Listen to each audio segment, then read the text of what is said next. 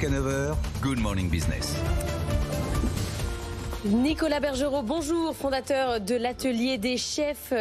Vous avez lancé un CFA 100% digital qui fonctionne très bien. Mais ma question à BFM Business, c'est de savoir si aujourd'hui, quand on est un cadre chez KPMG ou qu'on est comptable, on doit absolument se faire un petit CAP pâtissier pour développer ses soft skills. Est-ce que c'est devenu le truc à faire ?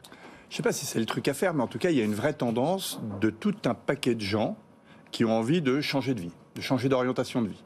Alors au début, quand on a lancé nos premières formations digitales, c'était plutôt des cinquantenaires, puis des quarantenaires, puis maintenant des trentenaires.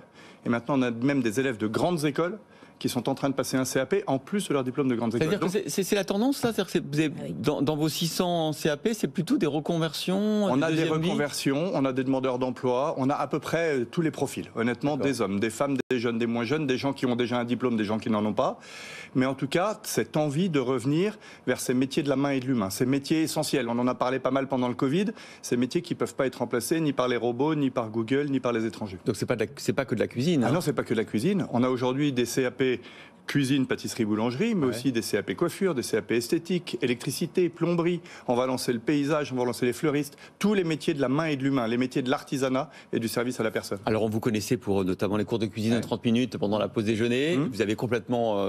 Enfin non, pas du tout, vous avez poursuivi ça, mais vous avez aussi enrichi votre business avec donc ces formations qualifiantes. Moi je suis curieux quand même quand j'ai vu CFA digital, mais je veux dire la femme ou l'homme qui a eu son CAP de boulangerie par exemple, il a comme mis la main à la pâte, il n'a pas fait que de la formation en ligne. Comment ça se passe ? Digital ne veut pas dire que vous êtes toute la journée devant votre ordi, heureusement. Une formation telle qu'on les propose nous, c'est à peu près 200 heures de formation devant un ordinateur ou devant son téléphone dans les transports.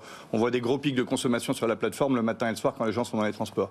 Et puis c'est 200 heures de travail, on doit faire des exercices. En cuisine, pour le CAP fleuriste, pour le CAP électricité, on doit faire des vrais exercices manuels.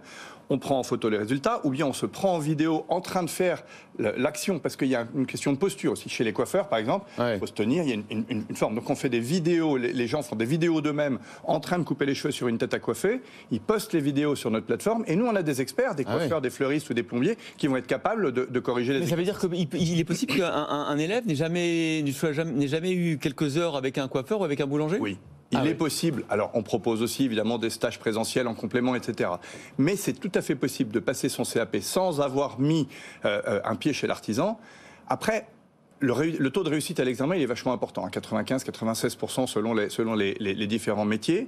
Et après, comme dit notre chef et associé Jean-Sébastien Bonpoil, il faut 1 an pour avoir son CAP, il faut 1 an pour devenir cuisinier, 10 ans pour devenir cuisinier et 10 ans pour devenir chef. Après, c'est en pratiquant qu'on va progresser. Mais au départ, pour avoir ce sésame qui permet d'avoir un boulot, oui, on peut le faire en digital. Mais justement, je voudrais revenir sur l'adéquation entre l'offre et la demande. Vous parlez du CAP électricien. Dans les lycées professionnels, c'est vide. On n'arrive pas à remplir. Chez vous, on a des gens qui veulent répondre à cette demande, ou tout le monde, en fait, veut faire un truc plutôt en boulangerie ou sur les métiers de la bouche. Tous les métiers qu'on a choisis, c'est des métiers de l'artisanat et du service à la personne, c'est que des métiers en tension. Donc on s'est dit, on va aller proposer des formations sur tous les métiers où on cherche de la main-d'œuvre. Et vous parlez des métiers de boulangerie ou de pâtisserie où, a priori, comme il y a un côté un peu plus glamour, on trouve un peu plus de monde. J'assure que quand j'ai ma casquette de restaurateur avec l'Atelier des Chefs, trouver du staff aujourd'hui, c'est une tannée aussi. Donc globalement, on essaye de former un maximum de gens pour des métiers où ça recrute. Et dans tous ces métiers, ça recrute. Et quand on dit qu'on lance une nouvelle formation, on reçoit des appels de boîte, on dit, vous pouvez nous envoyer vos apprentis ? Donc aujourd'hui, c'est plus sourcer des gens à former qu'est le point de complexité. Alors justement, ces gens que vous formez, 600 diplômés au CAP 2022, là, est-ce que finalement, comme vous avez expliqué, leur profil, parfois c'est des trentenaires qui ont envie d'autre chose, est-ce qu'ils franchissent le pas ensuite ? Une fois qu'ils sont formés, est-ce qu'ils changent de vie ? Oui, certains, pas tous. Aujourd'hui, notre stade, c'est à peu près un tiers qui véritablement font la formation pour changer de vie. Un tiers qui font la formation dans le but d'un jour changer de vie. Et là, on va les suivre parce qu'on va lancer une association des anciens de l'Atelier des Chefs pour pouvoir suivre leur parcours. Et puis un tiers qui font juste ça pour de la montée de compétences. Mais on annonce ce soir, effectivement, à la cérémonie de remise des diplômes, qu'on lance l'Atelier des Chefs Alumni, comme dans une grande école, pour pouvoir suivre tous nos diplômés, savoir ce qu'ils deviennent, faire des bourses aux emplois et proposer de la main-d'œuvre à toutes les entreprises qui recrutent. Et vous existez depuis 2009, ça fait donc 2004, 18 ans. Ça, même avant. Encore plus, on est majeur. Du coup, comment vous voyez ce boom de la formation avec tous ces acteurs qui arrivent, des biens, des pas bien, les gens qui n'arrivent pas à faire le tri sur ce qui est une arnaque, ce qui n'en est pas. Comment vous arrivez à dire, chez nous, ça existe, c'est vrai, vous allez voir, vous allez avancer? Alors, le paradoxe, c'est qu'effectivement, le monde de la formation, d'abord, c'est un très gros marché, 30 milliards, donc ça attire tout le monde. Bon.